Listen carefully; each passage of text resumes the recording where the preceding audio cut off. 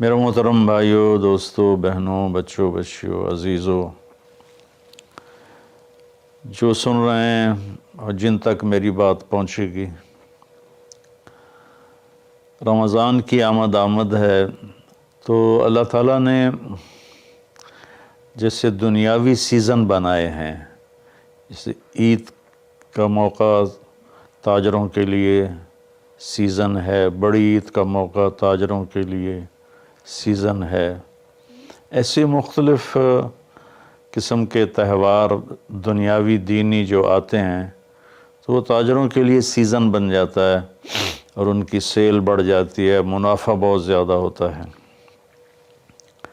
تو اسی طرح اللہ تعالیٰ نے بخشش کے بھی سیزن بنائے ہیں، جس میں سب سے بڑا سیزن وہ رمضان المبارک کا مہینہ ہے۔ اللہ تعالیٰ نے اس میں روزے کو فرض کیا، یا ایھا الذین آمنوا، اے ایمان والو، کتب علیکم الصیام، تم پہ روزے فرض کیے گئے ہیں۔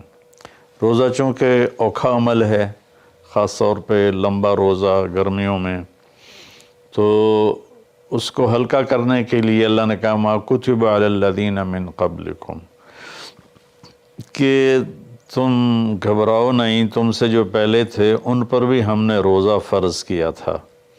اور میں تھوڑی وضاحت کر دوں، ان کا روزہ ہم سے بہت مشکل تھا۔ ان کا روزہ 24 گھنٹے کا ہوتا تھا، افطاری سے افطاری، سحری کوئی نہیں، افطاری کھا لی بس ختم، اب اگلے دن کی افطاری 24 گھنٹے کا روزہ ہوتا تھا۔ تو اس لیے اللہ نے کہا کما کتب علی الذین من قبلکم، کہ تم سے پہلوں پر بھی روزہ تھا لیکن وہ ہم نے ایسا رکھا تھا، آپ کے لیے یہ آسانی والا رکھا ہے کہ آپ کے لیے ساری رات کھانا پینا بیوی حلال ہے۔ پھر آگے ایک خوشخبری سنائی، لعلکم تتقون، کہ اللہ کی طرف سے جب لعل ہوتا ہے تو وہ یقین کے معنی میں ہوتا ہے، انسان کی طرف سے جب لعل ہوتا ہے تو شک کے معنی میں ہوتا ہے۔ تو اللہ تعالیٰ نے کہا کہ جب تم روزے رکھو گے نا، جیسے روزے رکھنے کا حق ہے تو تمہیں تقوی نصیب ہوگا، اور اگر تمہیں تقوی نصیب ہو گیا تو قرآن ہی سے ہم سنتے ہیں کہ تقوی پر اللہ کیا دیتا ہے، من یتق اللہ یجعل لہ مخرج ویرزقہ من حیث لا یحتسب، کہ جو تقوی اختیار کرتا ہے اللہ اس کے لیے ہر تنگی سے راستہ نکالتا ہے۔ جیسے آج کل کی ٹینشنیں اور بے شمار قسم کے ڈپریشن اور ایک دنیا کی دوڑ نے ہماری لائف کوالٹی بہت خراب کر دی ہے، چیزیں بڑی اعلیٰ ہو گئی ہیں، سواریاں بڑی اعلیٰ ہیں، لیکن لائف اٹ سیلف کوالٹی اس کی بڑی پور ہو گئی ہے، بہت خراب ہو گئی ہے۔ تو اللہ تعالیٰ فرماتا ہے کہ من یتق اللہ یجعل لہ مخرج، تو جب کہیں اس پر تنگی آئے گی، ذہنی یا ظاہری یا باطنی، تو اللہ اس کو راستہ دکھائے گا، اللہ ہاتھ پکڑ کے اس کو اس مشکل سے نکال کے باہر کھڑا کر دے گا۔ وَيَرْزُقْهُ مِنْ حَيْثُ لَا يَحْتَسِبْ، اور اسے وہاں سے رزق دے گا جہاں سے اس کو وہم و گمان بھی نہیں ہوگا۔ تو حضرت مقداد رضی اللہ تعالیٰ عنہ پیشاب کرنے بیٹھے، فاقے سے بے حال تھے، ایک چوہا اپنی بل سے نکل اور 1 دینار اس نے باہر رکھا، پھر 2، پھر 3، پھر 4، یہاں تک کہ 19 دینار اس نے اپنی بل سے نکال کر ان کے سامنے رکھ دیے۔ وہ بڑے حیران پریشان ہوئے، یہ کیا ہوا؟ انہوں نے وہ استنجے سے فارغ ہو کر وہ اٹھائے اور اللہ کے نبی کے پاس لے کر آئے، یا رسول اللہ، یہ میں پیشاب کرنے بیٹھا ہوں اور چوہے نے یہ 19 دینار میرے آگے رکھ دیے۔ تو آپ نے فرمایا رزق ساقہ اللہ علیک، یہ اللہ کی طرف سے تیرے لیے رزق کا سامان بنا ہے۔ پھر آپ نے یہ آیت پڑھی، من یتق اللہ یجعل لہ مخرج ویرزقہ من حیث لا یحتسب، جو تقوی اختیار کرتا ہے اللہ ہر تنگی سے راستہ دکھاتا ہے اور وہاں سے رزق دیتا ہے جہاں سے وہم و گمان بھی نہ ہو۔ اور اللہ کے دینے کے تو بے شمار راستے ہیں، اللہ کے دینے کے لامحدود راستے ہیں۔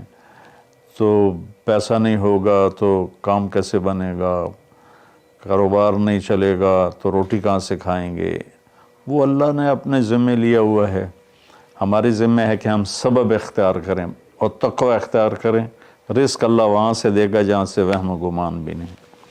تو تقوی پر من یتق اللہ یجعل لہ من امرہ یسرا۔ پھر دوسری اللہ تعالیٰ خوشخبری یہ سناتے ہیں کہ جو تقوی اختیار کرتا ہے نا، اللہ اس کے کاموں کو آسان کر دیتا ہے۔ اوروں کے لیے وہی کام مشکلات میں گھرا ہوتا ہے، اور اس کے لیے مکھن سے بال کے نکلنے کی طرح اللہ اسے آسان فرما دیتا ہے۔ تیسرا تقوی کی جو فائدہ اللہ بتاتے ہیں، من یتق اللہ یکفر عنہ سیئاتہ ویعظم لہ اجرا۔ جو تقوی اختیار کرتا ہے وہ کوئی یہ نہیں کہ اس سے گناہ نہیں ہوتا، اس سے بھی گناہ ہوتا ہے۔ ہمارے ہاں یہ بڑا عجب تصور ہے کہ اگر کسی نے داڑھی رکھ لی، تبلیغ میں چلا گیا یا عالم بن گیا، بس اس سے تو کوئی گناہ ہونا ہی نہیں چاہیے، اور ہم جو مرضی کرتے پھریں، ہمیں تو کوئی پوچھ نہیں، ہم دنیا دار ہیں۔ تو یہ بڑی گمراہی ہے۔ سوائے نبیوں کے کوئی بشر خطا سے پاک نہیں ہے، چاہے وہ کتنا ہی بڑے مرتبے والا ہو۔ خطا ہر انسان کے ساتھ لگی ہوئی، بلکہ وہ انسان ہی نہیں جس سے خطا نہ ہوتی ہو۔ تو اللہ تعالیٰ کہتا ہے یکفر عنہ سیئاتی، جو تقوی اختیار کرتے ہیں وہ اپنے گناہوں پہ نادم ہوتے ہیں، توبہ کرتے ہیں، تو اللہ تعالیٰ کہتا ہے ہم ان کے گناہوں کو مٹا دیتے ہیں۔ معاف کرنا نہیں کہا، یکفر، مٹا دینا۔ ایسا مٹا دیتے ہیں جیسے زمیندار زمین میں بیج کو ڈالتا ہے اور وہ بیج میں اس کو زمین میں چھپاتا ہے، اور پھر وہ بیج فنا ہو جاتا ہے اور اس سے ایک نیا پودا نکل آتا ہے، ایک نئی جان نکل آتی ہے۔ ایسے اللہ تعالیٰ فرماتے ہیں، یہ نہیں کہا کہ یغفر لہم، اللہ تعالیٰ فرماتے ہیں، یغفر کا مطلب ہوتا ہے چھپا دینا، اور یکفر کا مطلب ہوتا ہے صفائی کر دینا، مٹا دینا۔ اللہ ان کے گناہوں کو مٹا دیتا ہے کہ یہ جو کرامن کاتبین لکھ رہے ہیں نا، وہ ان کی کاپیوں سے بھی غائب کر دیتا ہے۔ تو اور دوسرا کام کیا کرتا ہے، وَيُعْظِمْ لَهُ اجرا، اور اللہ تعالیٰ اس کا اجر عظیم کر دیتا ہے۔ جب اللہ عظیم کرے گا تو اس کی شان کیا ہوگی۔ تو رمضان اللہ تعالیٰ نے ہمیں ایسی بڑی محنت، ایسی بڑی دولت دی ہے اپنی آخرت کو بنانے کے لیے۔ اس میں جسمانی صحت بھی ہے اور اس میں روحانی صحت بھی ہے۔ اس میں جسمانی صحت بھی ملتی ہے اگر روزے کے مقصد کو سمجھ کے کھانا پینا رکھا جائے، اور روحانی صحت بھی ملتی ہے کہ جتنا جسم پہ فاقہ آتا ہے، نفس میں روشنی پیدا ہوتی ہے، دل روشن ہوتا ہے۔ امام غزالی رحمۃ اللہ علیہ کا فرمان ہے، جس دن بھی میرے اوپر فاقہ آیا، میرے اوپر علم کا نیا دروازہ کھلا۔ تو اللہ تعالیٰ نے اپنے کرم سے ہمیں یہ مہینہ دیا، شہر رمضان۔ شہر عربی میں مہینے کو کہتے ہیں، اور شہر کا اصل مطلب ہے شہرت۔ تو مہینے کو شہر مشہور اس لیے کہتے ہیں کہ ہر مہینہ اپنے آپ ہی اپنی شہرت بناتا ہے۔ بھئی ابھی رمضان آ رہا ہے، بھئی اب شوال آ گیا ہے، یا جنوری آ گیا ہے، فروری آ گیا ہے، اور اس کے ساتھ ہمارے بے شمار دنیاوی کام لگے ہوتے ہیں۔ بھئی جنوری میں یہ میٹنگ ہے، فروری میں یہ میٹنگ ہے، مارچ میں وہاں جانا ہے، اب اپریل میں ادھر آنا ہے۔ تو ہماری بہت ساری باؤنڈنگ ہوتی ہے مہینوں کے ٹائمنگ کے ساتھ، اس لیے یہ مشہور ہوتے ہیں۔ تو اس شہرت کی وجہ سے مہینے کو عربی میں شہر کہتے ہیں، مشہور شے۔ تو اللہ تعالیٰ کہتے ہیں شہر رمضان۔ پھر اس میں ایک عجب بات بتائیے، اس میں روزے کی فضیلت اس مہینے کی نہیں بتائی، اس میں قرآن کی فضیلت بتائیے۔ الذی انزل فیہ القرآن، روزے کا ذکر بعد میں کیا ہے اور قرآن کا ذکر پہلے کیا ہے کہ اب اپنی روح کو، اپنے روحانیت کو زندہ کرنا چاہتے ہو تو اس مہینے میں ہم نے قرآن کو اتارا الذی انزل فیہ القرآن، جس میں ہم نے قرآن کو اتارا۔ 6 رمضان کو موسیٰ علیہ السلام پہ تورات اتری، اور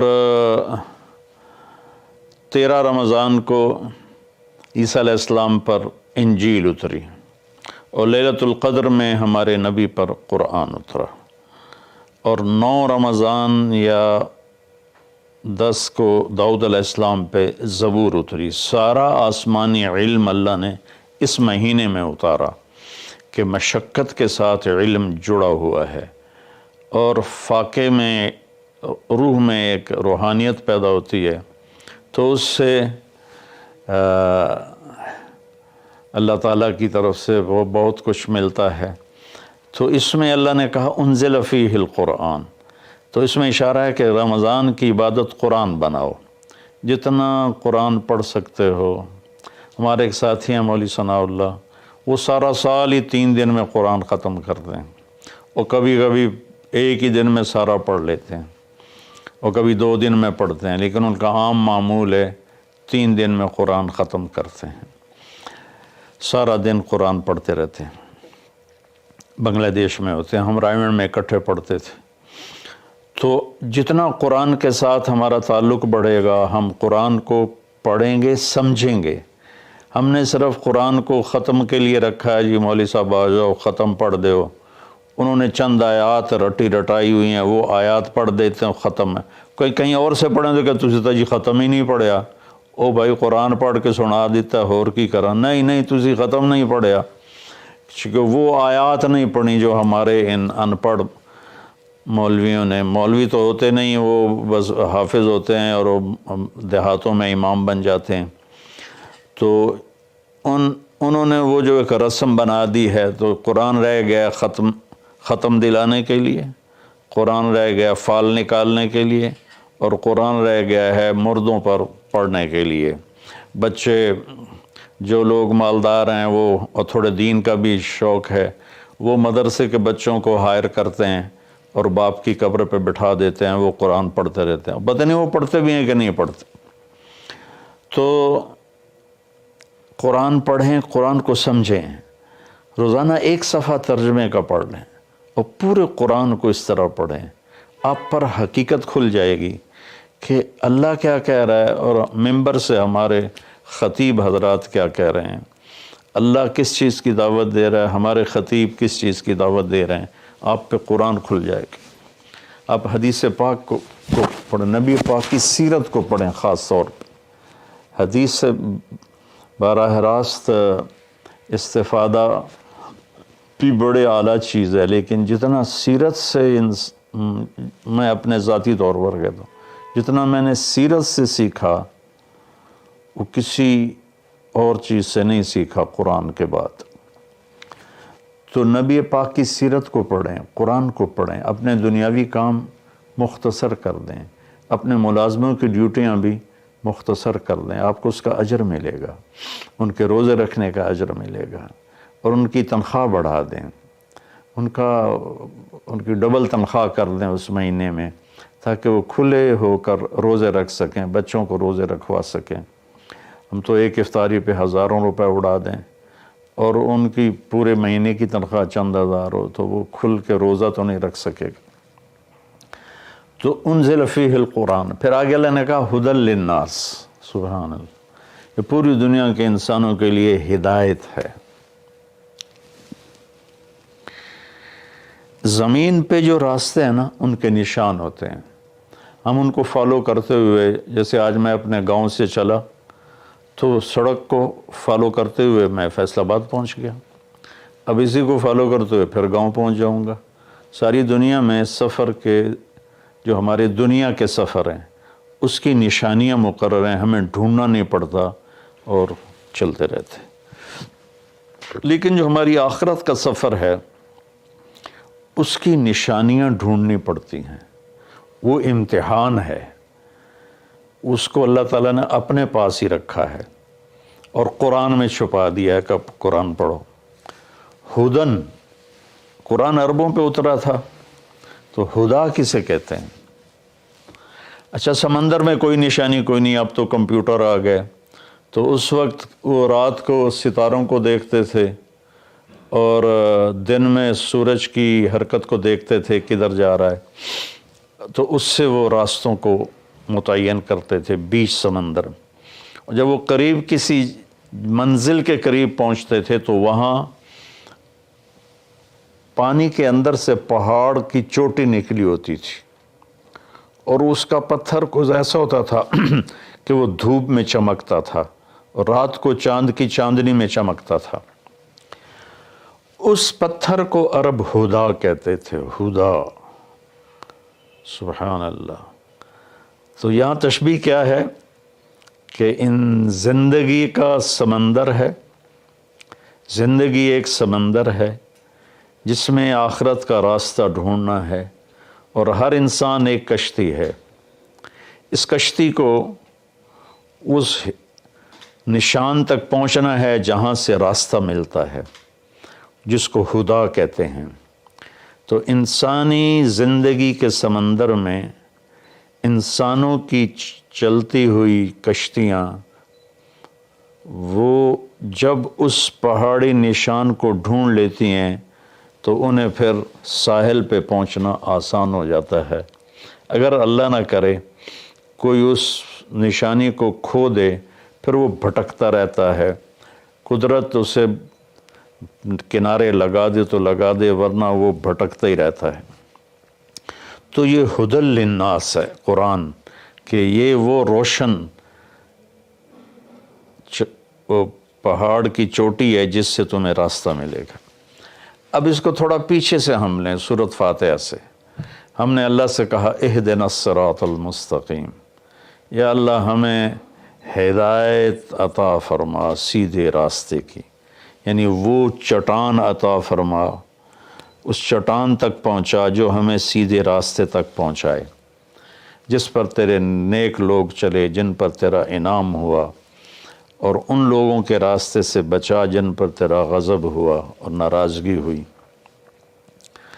تو جب ہم نے یہ دعا مانگی اللہ سے تو اللہ نے ہماری دعا کو قبول کیا اور قرآن اتار کر کہا الف لام میم ذالک الکتاب لا ریب فیہ ھدی للمتقین، یہ کتاب ہے جو ہر قسم کے شک و شبہ سے بالا تر ہے، اور یہ متقین کے لیے ہدایت ہے۔ یہاں کا ھدی للناس ساری دنیا کے انسانوں کے لیے ہدایت ہے، یعنی اگر ڈھونڈنا چاہو اس چٹان کو جو تمہیں منزل تک پہنچائے، اس خوبصورت چیز کو جو تمہیں اللہ تک پہنچائے، تو وہ قرآن ہے، ذالک الکتاب لا ریب فیہ۔ اور خاص طور پر جو تقوی اختیار کرے گا اسے اس قرآن سے راستہ ملے گا، وہ اس کو پہچان کر چلتے چلتے چلتے چلتے اللہ اس کے رسول کے دربار میں کامیابی سے پہنچ جائے گا۔ تو ہمارے بر صغیر میں قرآن کے ساتھ اٹیچمنٹ کوئی نہیں۔